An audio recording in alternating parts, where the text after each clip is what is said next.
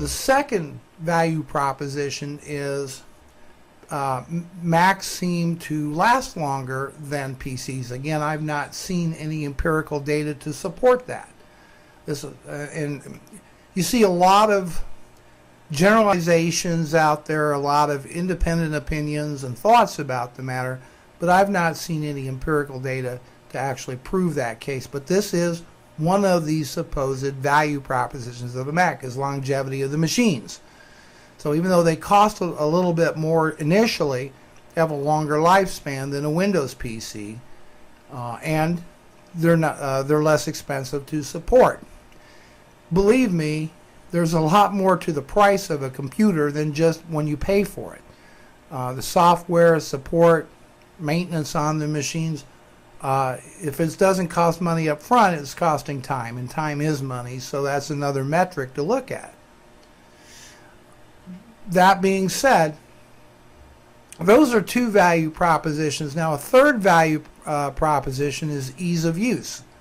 I think this argument is probably not a valid argument for the most part. I very much like Windows 7. Okay, I'm very, very impressed with Windows 7 so far. And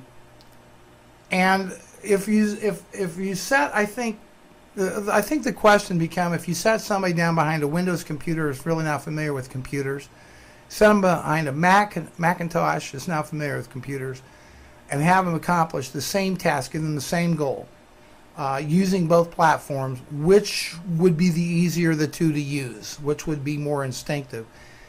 And the argument, again, is that the Mac would tend to be a little bit generally easier to use. I think Windows 7, again, is a game changer on that. I think Windows 7 is extremely easy to use. Now, in the chat room, Geeks Live is saying that you pay for the quality of the Mac. And you're right. There is some truth to that, but it's just not the machine. Here's, I think, the fundamental difference between the two, and I've argued this point before on a couple different occasions. It is that when you purchase Macintosh, when you an Apple computer, you're purchasing an entire experience. It's just not the hardware. It's a combination of the hardware and the software, and the thought into the minor details that makes using a Mac, at least seemingly, more easy to do, easier to set up and get onto the internet. It's just a more rich experience, and Apple's worked very hard where you're not surprised by a bunch of, what's the word I'm looking for, junkware. You're not booting up and seeing thousands of icons on your desktop to try this and free demo of that, and crapware is what I call it. So Apple makes sure that doesn't happen to you. You're not going to get driver conflicts. You don't have to install drivers to use your camera.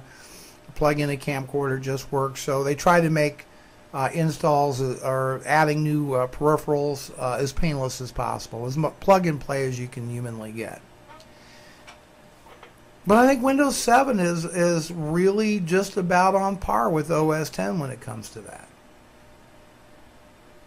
I really do. I really think that it's more or less on par now with the Mac OS 10. So